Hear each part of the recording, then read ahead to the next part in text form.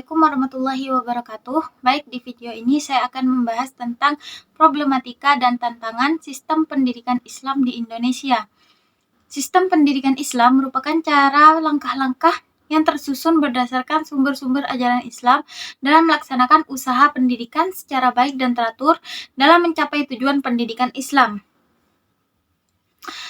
Lanjut pada pembahasan terkait problematika dan tantangan serta solusinya terkait sistem pendidikan Islam, yaitu yang A, problematika ontologi pendidikan Islam, yang mencakup di antara lain yang pertama foundational problem, yang kedua structural problem, yaitu problem yang berkaitan pada struktur sistem pendidikan, yang ketiga operational problem, yaitu terkait masalah operasional. Untuk solusinya, yaitu yang pertama dapat mengarahkan kurikulum agar lebih banyak memberi kepada peserta didik tentang untuk berhubungan langsung dengan objek-objek pendidikan. Yang kedua yaitu menanamkan pengalaman kepada peserta didik yang tidak hanya sebatas pada alam fisik tapi juga alam rohaniah. Yang ketiga yaitu menanamkan pengetahuan tentang hukum dan sistem kesempatan. Poin yang B yaitu problematika epistemologi pendidikan Islam.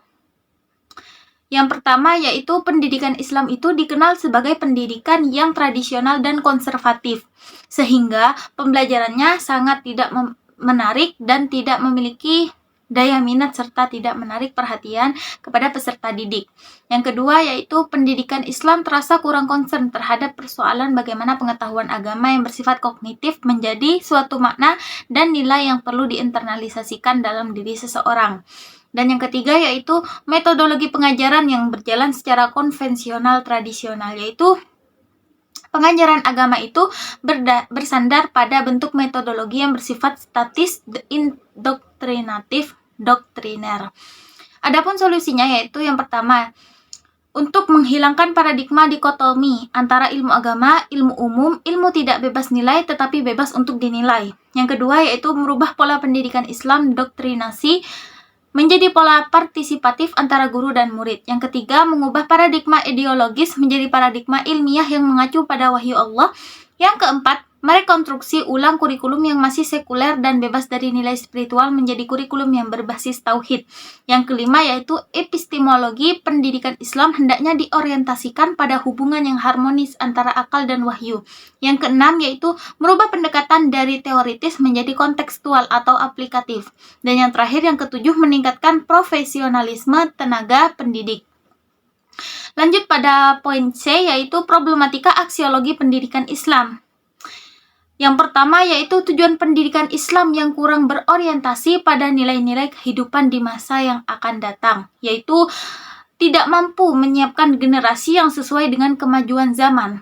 Yang kedua, pudarnya doktrin awal pendidikan Islam tentang konsep nilai ibadah dan dakwah syiar, di mana pendidik itu lebih disibukkan pada hal-hal teknis seperti tunjangan hari raya dan tunjangan-tunjangan yang lainnya. Yang ketiga yaitu peserta didik yang dalam menuntut ilmu lebih mengesampingkan nilai-nilai ihsan. Adapun solusinya yaitu yang pertama, pendidikan diorientasikan untuk menciptakan kepribadian yang mantap, dinamis dan mandiri serta kreatif. Yang kedua, pengembangan sistem pendidikan Islam diarahkan pada terwujudnya kondisi mental, moral dan spiritual religius. Yang ketiga yaitu dalam proses pengembangan pendidikan dengan menggunakan pendekatan etik, moral dan estetis moral. Oke teman-teman, mungkin itu saja yang dibahas pada video kali ini. Untuk bahasan selanjutnya kita akan membahas pada video berikutnya. Sekian rangkuman dari saya. Wassalamualaikum warahmatullahi wabarakatuh.